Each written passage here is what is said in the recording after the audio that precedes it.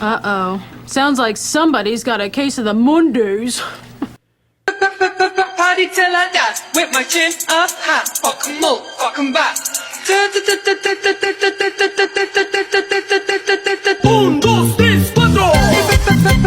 Party till I die, with my chin up high. Fuck 'em all, fuck 'em back. Twerk like it's my last day on this earth. Let that dollar make the words work. Ella se arrebata cuando el DJ suena Moo Deng. Moo Deng, Moo Deng, Moo No sé qué le pasa cuando el DJ se la sube. Deng, Moo Deng, Baila. Moo Deng, Moo Deng, Moo Deng, Moo Deng. Paquito, wigolo. Guayna. Moo Deng, Moo Deng, Moo Deng, Moo Deng. Ta, ta, ta, ta. So I was talking with this old man the other day and I asked him, I said, yo, are you an alcoholic? He said, fuck no. Why do you ask? I said, because every time I'm around your ass, you got a drink in your hand. He said, an alcoholic needs a drink. Motherfucker, I got one. Can I get a burger with 4 slices of cheese? 4 burgers, anything else? No, sir? 1 burger with 4 slices of cheese. 1 burger with 4 slices. Sorry, we can't do that. Just put 4 slices of cheese on a burger. We can't do that. There's no button. Who the fuck is this we, man? Who the fuck is this we? It's me and you. We're just people. Fucking listen to me. Fuck this corporate entity. Put 4 slices of cheese on the fucking burger. We can't do What that. the fuck, you fucking idiot? Hey! Hey, look at me! Look at me! I'm a human being, you're a human being! Look at me! Look me in the eyes when you fuck me! Look at me! Please! Today is my first day. Fuck you!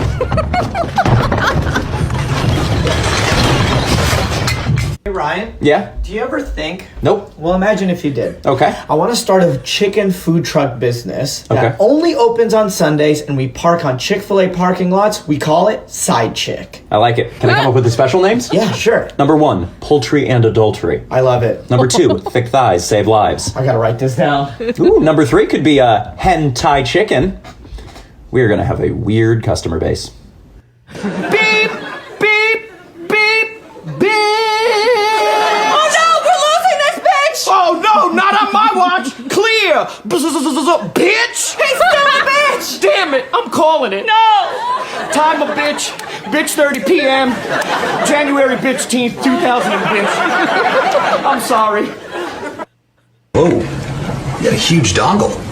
Thanks. Gets the job done, I guess. I've seen bigger. I have a really small one. Well, mine's normal size, but it doesn't work like it used to. Hey guys, what is going on in there? Presentation? Paul's trying to get his up. Trip, I think yours is too wide. I've got 2. Can you use them at the same time? Never tried it. Has anyone seen mine? It's resting on top of a sack. Trip, is yours wider than it is long? Never seen that before. Wait, Tara, do you have one? Yeah, but it's at home in my drawer. You know, mine was like this once. Mine bends to the left. Oh, I think you're stepping on mine. Is yours purple? Just the top part. Actually, Clint, let me hold yours for a second. Sure. Why is this so hard? Did you try taking it out and putting it back in? I think it's stuck. Sometimes if you jiggle it around a little bit, that helps. Push it harder.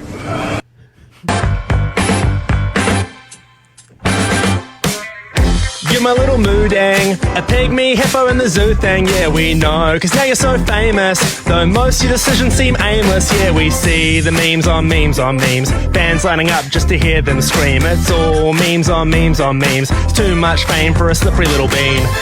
Born in a Thailand zoo, slippery little hippo with a name like Moo. They set up a live stream of you within a couple of hours, racking millions of views, but some people took it all wrong, throwing things at you when you won't play along. All this fame dumped on a pygmy hippo. Life's not fair for the slippery little on cam, watching you roman, it's filling up my serotonin, making wacky little faces, zooming around like car races. Moo Deng means bounty pork, now it's a household name in New York. It wasn't on my 24 bingo card that a slippery little hippo would steal my heart. Yeah, cause you're my little Moo Deng, a pygmy hippo in the zoo thing, yeah we know, cause now you're so famous, though most of your decisions seem aimless, yeah we see the memes on memes on memes, fans lining up, you can hear them scream, it's all memes on memes on memes, it's too much fame for a slippery little beam. Let me ask you something. When you come in on Monday and you're not feeling real well, does anyone ever say to you, sounds like someone has a case of the Mondays? No. No, man. Shit, no, man. I believe you get your ass kicked saying something like that, man.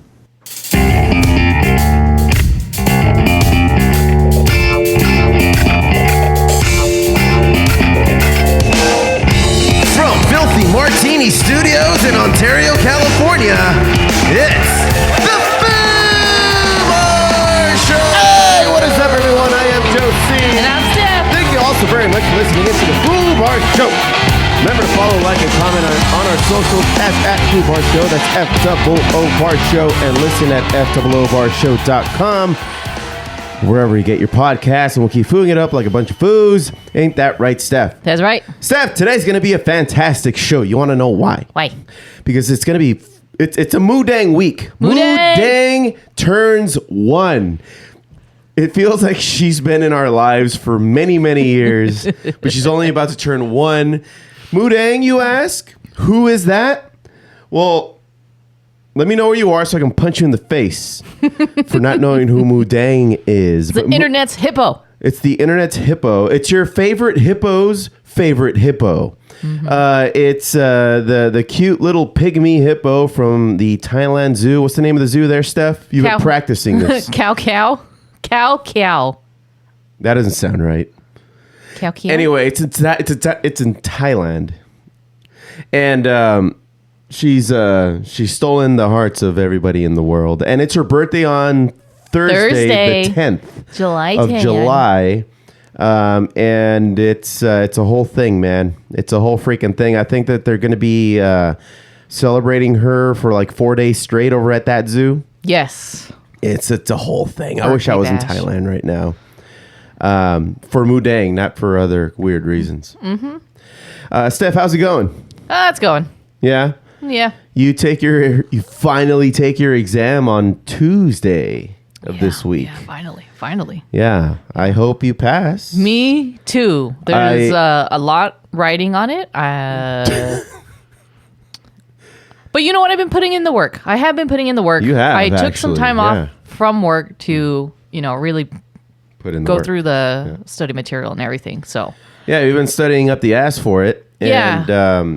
And I don't know. We should celebrate when you pass. It's going to be great. It's going to be amazing. We might go to Thailand, go see Moo Deng. Oh, dang. Who knows? Oh, dang. Oh, dang. It's Moo Deng. Yeah, Moo Deng, if you guys didn't catch it from the song we just heard, it means bouncy pork. Bouncy pork. Bouncy pork. Yes. Yeah. So we've got some Foo Facts for you. Oh, yeah, Foo Facts? Moo Deng Foo Facts. You want to do Foo Facts before Geeking Out or during Geeking Out? We can do it before. Before? Okay. All right. Well, I got nothing else to talk about. Let's go to Foo Facts then. Yeah. I don't have. I mean, I'm going to play it after every fact, so I don't think it's appropriate that I that I play it right now. But yeah, due to I guess popular demand, nobody asked for this. we're doing this. Yeah, Foo Facts. Foo Facts. So as we stated, Moo Deng was born on July 10th, 2024. Her Foo Facts. Foo Facts. Once again, I am getting this from the internet's most reliable source. Oh, God. Wikipedia. All right. It's a comedy podcast. That's where we all go. That's where we all go. I mean, come on, man. Yeah. Don't judge. That's where you would go to. They actually have to cite this because they want to be an actual encyclopedia now. Well, that's how, back when I was in college, I wouldn't cite Wikipedia. I would cite what Wikipedia cited. If it had the site. Of course. Or otherwise, I wouldn't use the information. Yeah, obviously. I wouldn't use the information if it wasn't cited. But it's becoming a little bit more credible now that people are like throwing money at it to try to be an encyclopedia. Sure. Anyway, her parents are named Tony and Jonah. Foo Facts.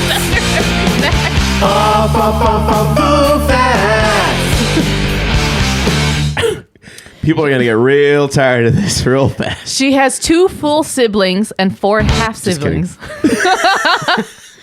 2 full siblings and 4 half siblings. The name Moo Deng was chosen through a public poll with over 20,000 people voting for it. Damn. Like around the world or just in Thailand? I think it was just for the zoo. Oh, okay. Yeah, it doesn't specify here. Yeah.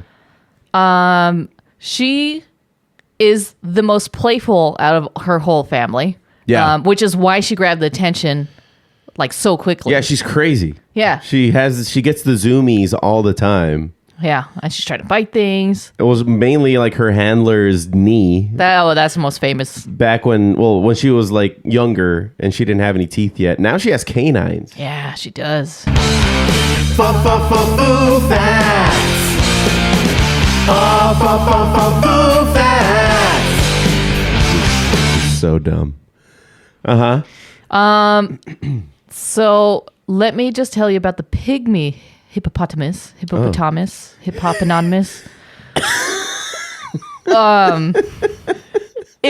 So it's a smaller version of the hippo that we all know. Yeah. And it's actually the pygmy hippopotamus is named after, like, it looks like a hog. Yeah. Yeah, like a pork.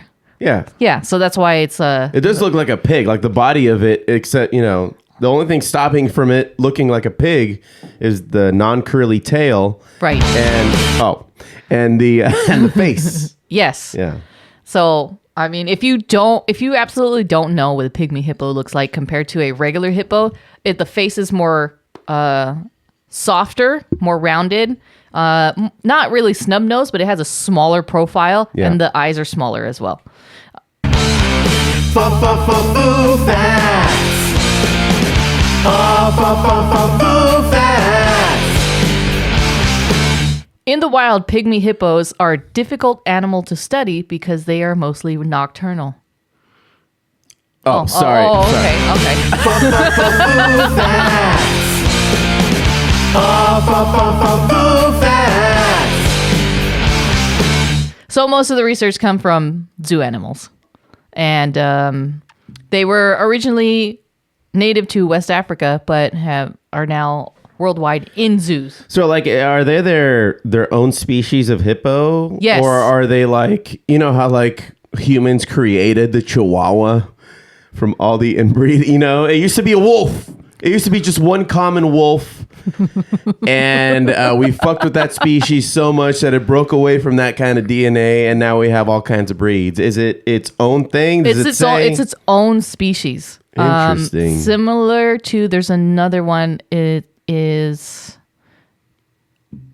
Oh my God! I just had it. It is not the pygmy hippo. It's like God damn it! I just saw it. Anyway, there's a subspecies. Nigerian subspecies? Yes, but that is not the pygmy hippo. Oh. And then this article just goes down and starts breaking hippos, and it goes through their evolution, but we're not going to go through that. Okay. Dwarf hippo. There we go. Okay. So it's not a subspecies, it's its own species? The dwarf hippo is another species of hippo? Is it still with us? Or is it extinct, or what's the... I'm not going to read this whole thing. That is for the audience to look up themselves, because I cannot give you all the Foo Facts. Cool. Species of... Okay, fine. I found it.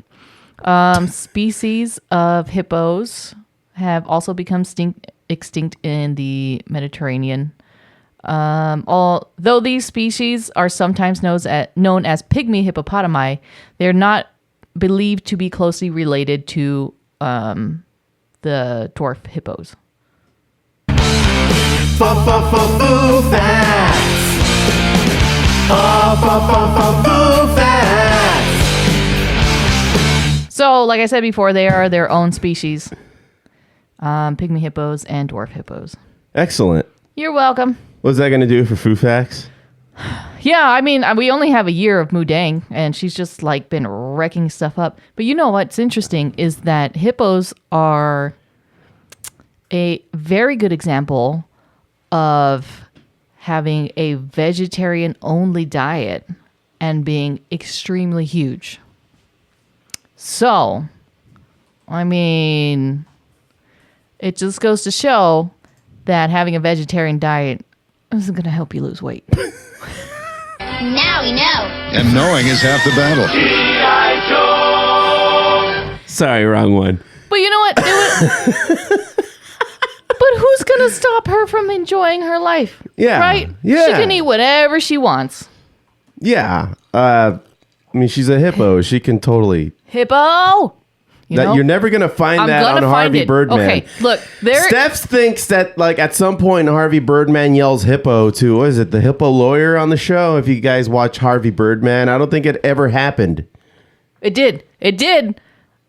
In, I think, season 2. And I did find it, but it wasn't the hippo that I was thinking about. So where do we go from here, Steph? Well, we got to finish the rest of Harvey Birdman so I can find that audio clip and then you can play it on here and then I'm going to be like, I told you so. Cool. Hey, Steph, do you want to just get into Geeking Out? Do I want to? Okay, nerds, let's go!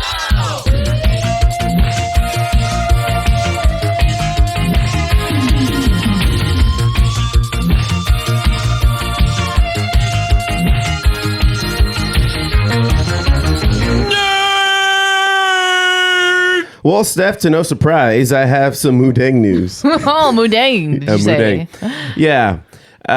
It's Thailand's viral pygmy hippo. She's turning 1. And like I said earlier, her birthday party is going to be better than anything that any of us have ever had. Right? The zoo threw a 4-day celebration from July 10th to the 13th. So that's coming up this week. So if you don't have tickets yet and you're thinking of going to Thailand, this is the time to do it. There's still time for us to go. I mean, we can leave right after my test on Tuesday. Yeah, technically we can. It's complete with a massive fruit cake stacked with watermelons, pumpkins, and bananas, which are her favorites. And it's even hosted by some mascots in a parade, family fun days, giveaways. The U.S. Embassy, even in Thailand, joined in, getting her a plush hippo named Sammy as an early Independence Day nod. Because, Uncle Sam. But it was a little... If you're wondering why she's famous again, Moo Deng, she's a viral hippo. Just her being splashed by water was just hilarious. Snacking on watermelons and her wiggly ears. And it just became super famous on TikTok and racked up millions of views. So she's basically the hippo version of Baby Yoda, but just chubbier, wetter.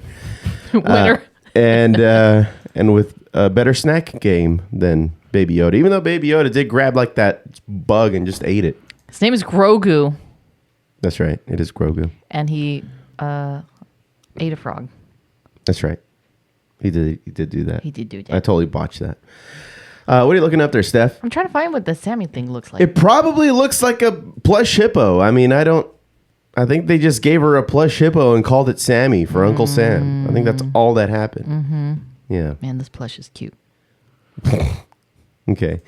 We do have a little Moo Deng figurine in our living room here. It's the first thing you see when you walk in. I'm just looking for some merchandise. I'm just going shopping. Moo Deng merch. Oh we are my wearing God. Our shirts. Oh, it has our shirt on there, but in black and white. Yeah, Moo Deng. If you're watching the video, we're wearing our Moo Deng shirts right now. If Moo Deng was a black metal band.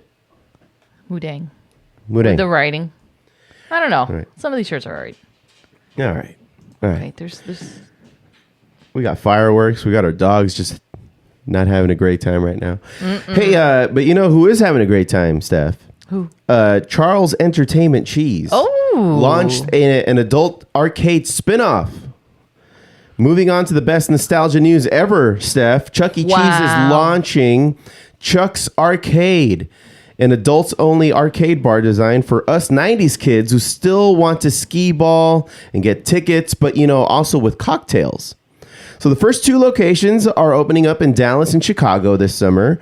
So just imagine like craft beers, cocktails with pizza topped with goat cheese, truffle oil, and roasted garlic instead of congealed mozzarella. So they're getting fancy with it. They're getting fancy. It was for adults. Plus, they're bringing in like retro games like Donkey Kong, Mortal Kombat, Pac-Man, and Halo tournaments for the competitive drinkers out there. The company says that it's about reclaiming arcade culture for grown-ups. Translation: it's an excuse to be drunk while screaming at a claw machine. Now, are they gonna have the rule that they do at the regular Chuck E. I don't think Cheese? so. I don't think so because that is exclusively for kids. That's where a kid can be a kid, and so you don't want some. And I'm sure some like adults ruined it for everybody who just got way too out of hand. Right. So if you don't know what we're talking about, they have this rule where you can only have 1 beer per hour, and they will scan your ID. And there's a limit of what, 2 beers? 2 beers. That's it. So if you're there for 2 hours, you can only have 2 beers. Where I got around from it is that Steph doesn't like beer. So Steph was there with me, and she got a beer as well. So I had 4 beers in 2 hours. Mm-hmm. So that was cool. You know what else we saw the other day on, what was it, Friday? Was it Friday? No, it was Thursday, right? What did we see? Jurassic World. Oh, was it Thursday? Wednesday. Was it? Well, we watched it on Wednesday. We saw Jurassic World Rebirth, and I figured we'd give a review because, dinosaurs are back again. Jurassic World Rebirth hit theaters this week, and critics are calling it formulaic but thrilling. Mm-hmm. Which I would agree. Basically, it's everything you would expect in a Jurassic Park movie, but like it leans heavily on nostalgia.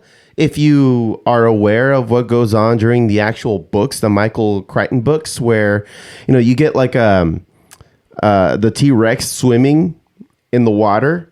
That's a scene in this movie, but that's a scene that happened in the first book. Yeah, so they incorporated some of those ideas into this movie, which I thought was pretty cool.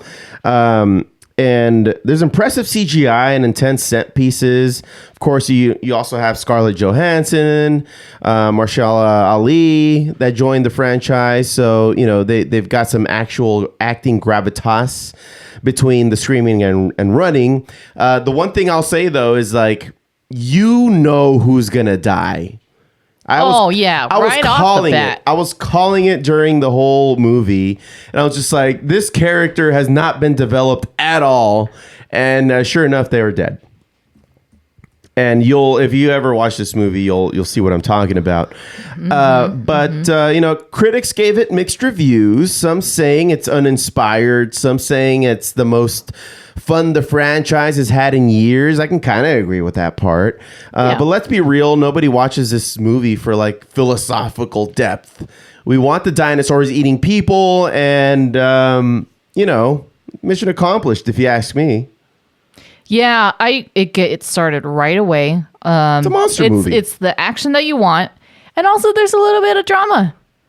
Yeah, between the characters. Yeah, a little bit. Yeah, I mean, you know what you're getting into if you're watching Jurassic Park. So if you're upset because of what you see, I mean, kind of on you. Lower your expectations. We went in there with the lowest expectations ever.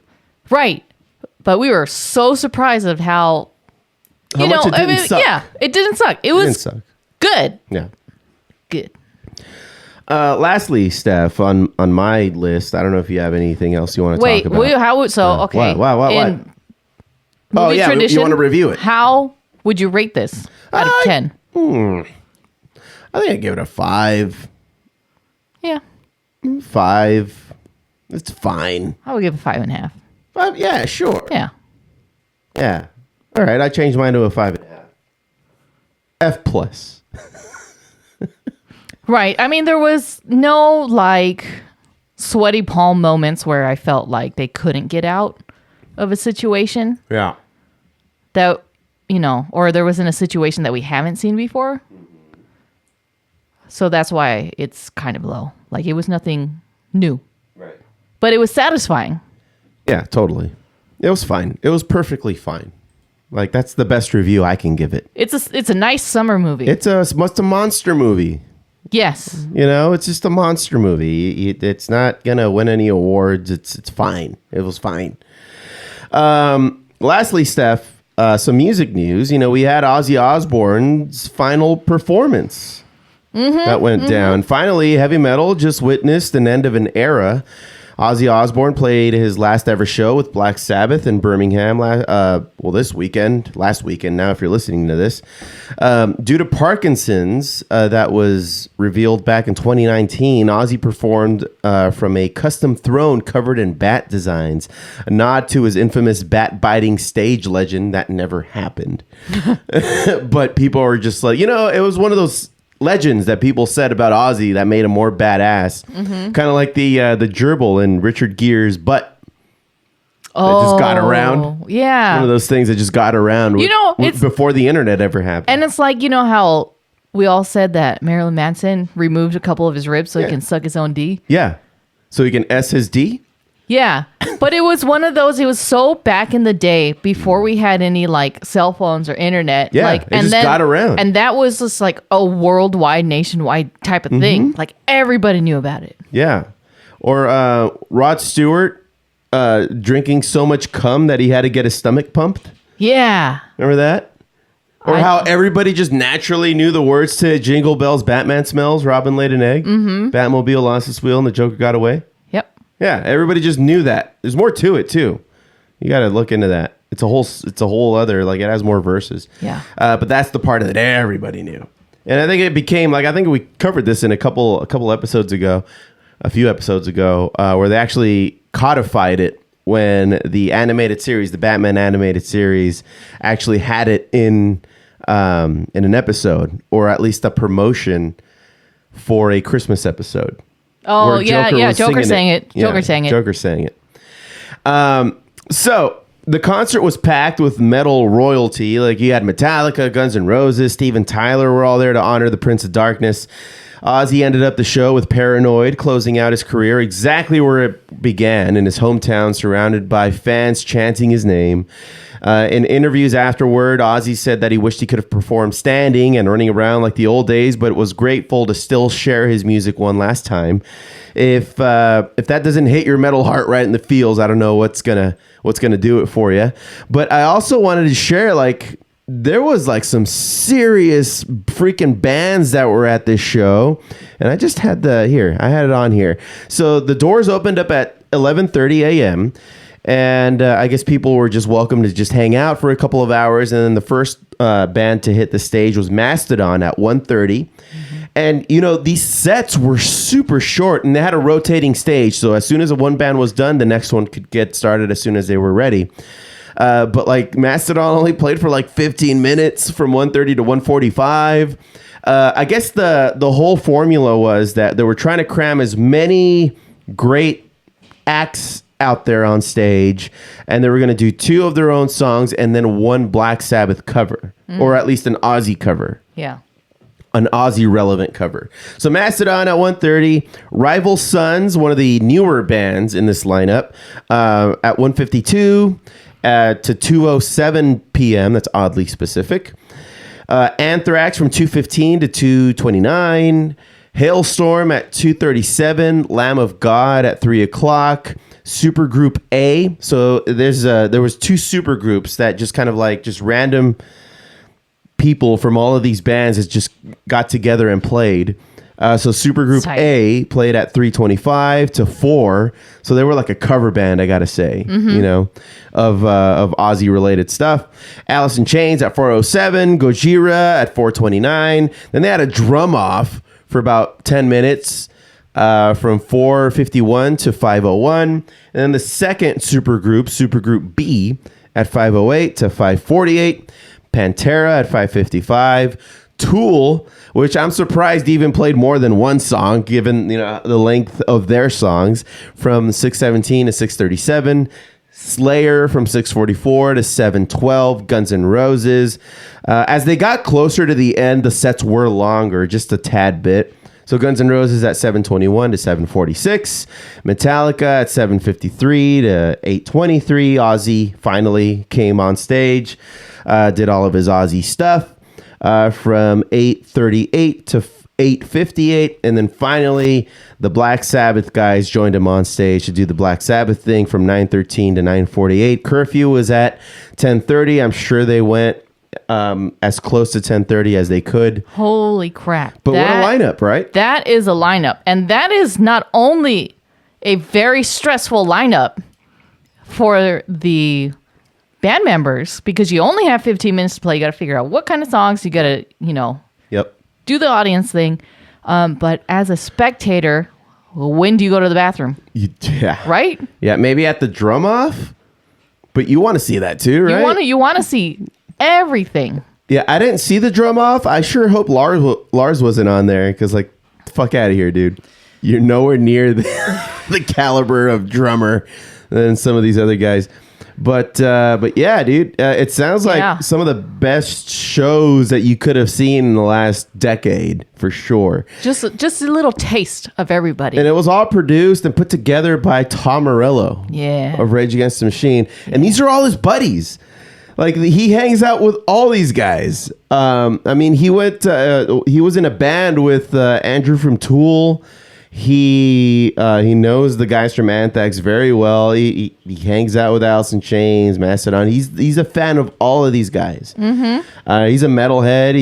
He's a punker too. Like, it's one of those things where, like, and that's where you get that raw sound from Rage Against the Machine and Audioslave that we know him for. But yeah, man. It looks like an awesome lineup. I know that it was streaming. I'm pretty sure that they're going to put it back out there because the only thing that I could find today was just cell phone videos on YouTube. So hopefully they put it out there so that we can see the show, like a lot of these shows that have been going on. For example, the Chris Cornell show, the Taylor show when he died, Foo Fighters Taylor. Mm-hmm. The tribute. Yeah, the tribute where they just had a bunch of people. I sure hope so, at least.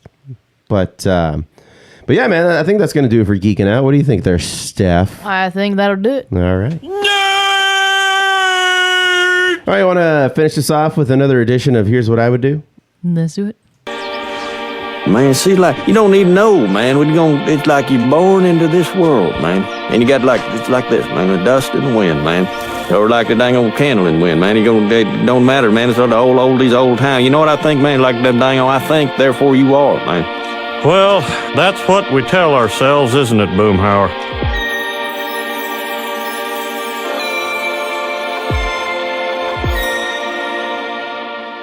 Welcome back to Here's What I Would Do, the segment where we take all of your emails, questions, queries, problems, bullshit that you sent to us, and we tell you the simple fact of here's what I would do. All right, so let's kick it off. Oh yeah, by the way, email us your shit at foobarshow@gmail.com. That's FOObarshow@gmail.com. The first one is navigating religious differences in marriage, Steph. This is Rosa and Chino. Why do you say my name like you're interrogating me? Yeah, Steph. Jeez. Hey, Joe and Steph. I'm 35, female from Chino, and I'm hoping you can help me with something that's been weighing on me lately. My husband, 37, male, and I have been married for 5 years. And while we have a great relationship overall, religion has started to become an issue. I was raised Catholic, but I don't really practice anymore. While he's become much more religious over the last couple of years and is very involved in his church. He wants us to start attending services together and wants any future kids to be raised with his beliefs. I respect his faith, but it's not something I connect with personally, and I worry that I feel like I'm living a life that isn't true to who I am. We haven't had a big argument yet, but I can feel the tension building each time he brings it up. How do we find common ground when it comes to something as deeply personal as faith? Rosa and Chino. Dang, Rosa. Man, you are asking the wrong people. You're in a dilly of a pickle. We are not the people for this conversation. Well, I'll say this, Steph. I'm an atheist. But I grew up Catholic, like hardcore Catholic, which is one of the reasons I'm an atheist now. I actually read the Bibles a couple of times, and that's what actually turned me. Without offending anybody, tell us about your experience. I just did. Okay, all right. That was it. But you're somewhat really. I mean, I respect your faith. You go to some services, particularly like with your mom in Palm Wednesday. Is it Palm Sunday? Palm Sunday. Palm Sunday. No, it's Ash Wednesday, Palm Sunday. The one day where everybody knows you're Catholic, because you have something on you have a little dirt on your forehead. Right. Palm Sunday, you go on Easter, you join your mom on Christmas. Outside of the major holidays, I have been known to go. Yeah. And every once in a while, I'll throw up the Pope on the YouTube because I like seeing it. Yeah. Yeah. It like brings me comfort. And I don't care. Right? Yeah, do whatever makes you comfortable. That's cool with me. But it seems like your husband's being a little bit more hardcore than that. So what do you think? What do you think Rosa should do? I would hate for them to split up just because of this. That would really suck. Right. It's hard when kids are involved. Well, they don't have kids yet. Seems like it. What did you read? What she said again? was that let's see. He wants us to start attending services together and wants any future kids to be raised with his beliefs. Okay. I don't know, man, because what we do is kind of give each other space on that category. Like I don't force him to do any of that. And I asked you not to. Yes. At a certain point. Right. Because I went with you just because I loved you. Right. What was it? When did I go with you? Was it an Easter morning or something? No, it was an Ash Wednesday. It was at night, and this was probably like when we were 2 or 3 years into it. And it was like a 1 hour service. And I'm just like, I really don't want to be here. I don't relate to these people anymore. Right. And I kindly asked you, please don't take me to this anymore. Yeah. And you said fine. Yeah, fine. Yeah. And then we never had this issue again. Yeah. But that's because we get it. Right? It's a little harder when somebody's more hardcore about it. Yeah. Like this. Yeah. So what do you think if you were in this situation, Steph, where, you were raised Catholic, I was raised Catholic. I went all the way to the other side where I just I don't believe in anything. You still have faith a little. I can, if I can say that. It seems like she does, but she just doesn't want to do the whole Catholic thing anymore, which is, I think, where you relate to. So right. let's just say I became super religious again. And I'm just like, you need to start coming to these services with me. And if we have kids in the future, what would you do? What would you do? Here's what you would do. What would I do? I'm just like, okay, first of all, what happened that made you go back to religion? Right. And if it was such a turning point for you, let's investigate that. Yeah. First. Yeah. Look, I'm a lazy Catholic, right? I don't want to go. Which a lot of Catholics are. Don't single yourself out. I don't my want to go. entire family's Catholic. Yeah. And I'm just like, and they're lazy Catholics. They're Mexican Catholics. I don't want to go every week. No. I don't want to go every week. No. So I don't know. What would I do? I'd be like, okay, exactly what I said. What made you go back to that? Or what made you start wanting to go back to church? Yeah. It seems like it's been going on for the last 5 years. Actually, no. They've been married for 5 years. Let me see here. The last couple of years. So it's 2025. I would imagine it started back around 2023 and 2022. I don't think a world event that has shooken us up in 2022, 2023 has made this happen. It might have been something personal with him. Right. Maybe he lost a parent. Maybe he had a near-death experience. Right. I really wish these emails had more detail to them when it came to this kind of stuff to help us make a more educated decision or answer. With that, that aside, just let him know. I would let you know. It's like, hey, this is too much. Okay. There's this, I like my religion, but you're just overwhelming me right now. Mm-hmm. And I want you to respect me just as much as I respect you. So we got to figure out. And personally, because we're the same religion, right? Yeah, sure. If we were to have kids and you wanted to go all out with being Catholic, I wouldn't mind that. Yeah. I would just be lazy about it. Sure. Yeah. There's nothing wrong with going, like, I don't think there's any, like, if we were to have kids, I wouldn't see any problem with going through the motions, getting baptized, first communion, going to catechism, Sunday school, whatever. Honestly, I wouldn't mind being an atheist. Like, I don't mind that because I think it's important to know what is out there. Because I'd be like, yeah, learn about it. Go for it. Learn about it. Yeah. Learn what our family is about. So that way you're not caught off guard when you're taken to these events and they're talking about Jesus and shit like that. Yeah. But I would also expect you to be, to have a worldview as, if I'm raising my kid, and to learn about all the other religions in the world too, because they also have a history behind them, which is important to have that kind of worldview. Yes. Yeah. There's nothing wrong with understanding and having the knowledge about these religions. It's just, it becomes a problem when you try to enforce them upon others. Yeah. And that is when that conversation needs to happen. Probably be between the two of you. So, yeah. It doesn't seem like it's going to be a fun time, but I think it's a necessary thing that you need to have with your husband, Rosa. This is absolutely one of the most serious questions that we've gotten. This has been a very special Foobar show episode.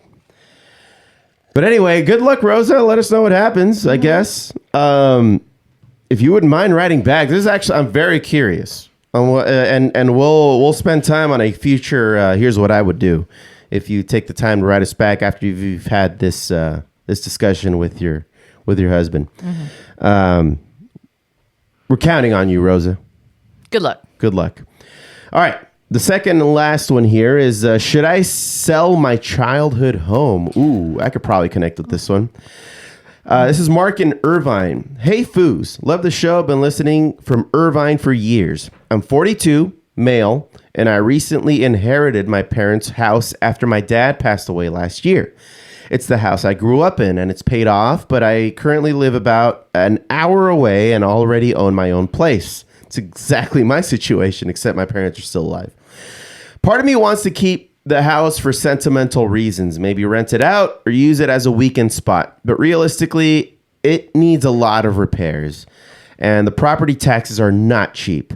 My wife, 40, female, thinks we should just sell it, pay off some of our own mortgage, and invest the rest. But every time I think about selling it, I feel this deep guilt, like I'm letting go of a piece of my parents.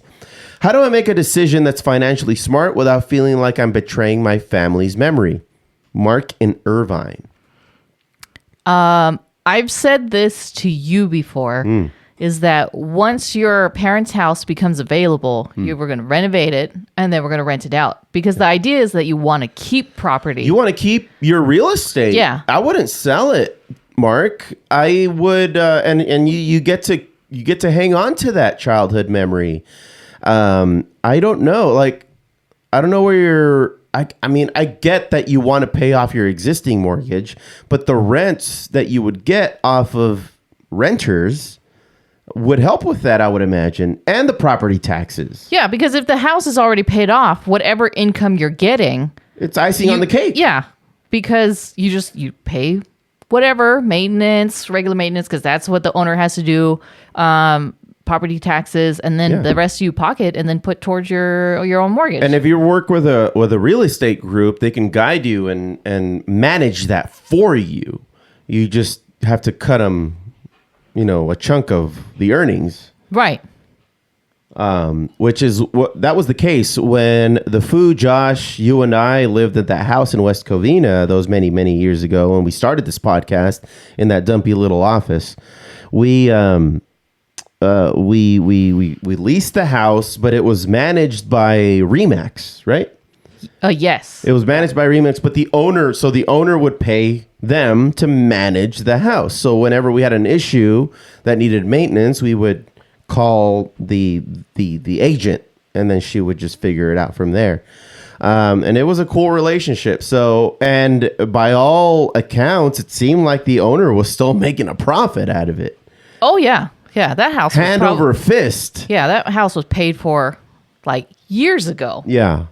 So, and we were super comfortable as tenants. They were great landlords and we were good tenants. And the only ones that we had to look for were the cunty ass neighbors.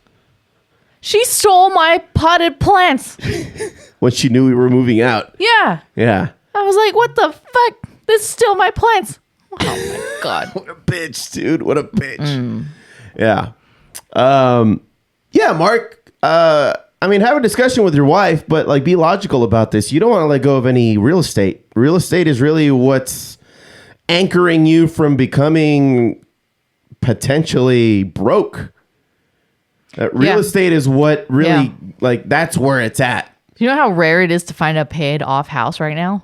As Stewie Griffith once said, it's good to own land. As he was drinking his lemonade in his ivory suit in the South.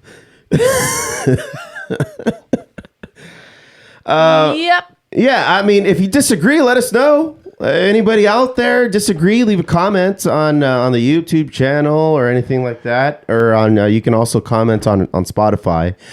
But let us know what you think. I think the financially responsible thing to do is to hang on to your real estate, because that's what's going to keep you going, especially in times like these, man, where everything's going up. Yeah. When rent is going up too, like shit, like.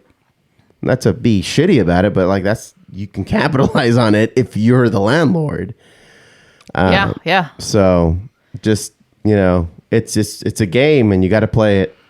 It's Monopoly, man. It's Monopoly.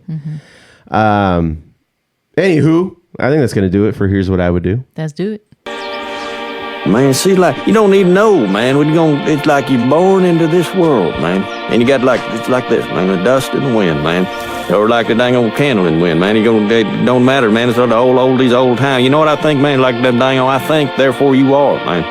Well, that's what we tell ourselves, isn't it, Boomhauer?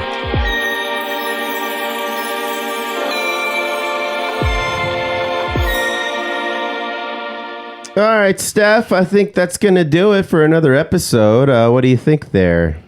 It was a nice, short episode for you guys, so you're welcome. Damn, it was a short episode. Not by much. Not by much. Hey, I'm gonna be that douchey corporate manager. I'm gonna give you guys back 10 minutes. Fuck you, dude.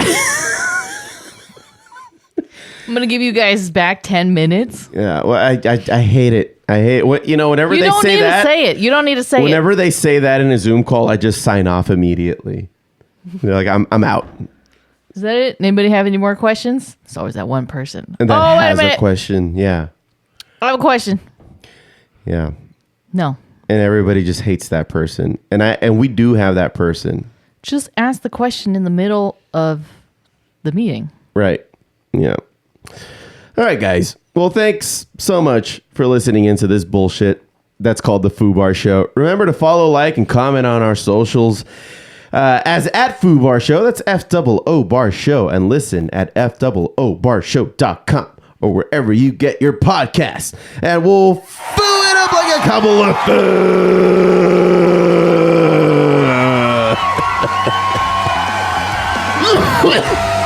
Up in Josie. I'm Steph. Signing off saying, don't be a dick!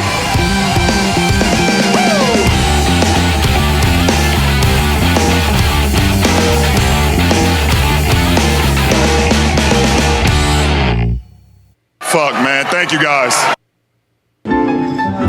I'll have an apple juice. Oh, we don't have apple juice, sir. Then I'll take a vodka and tonic.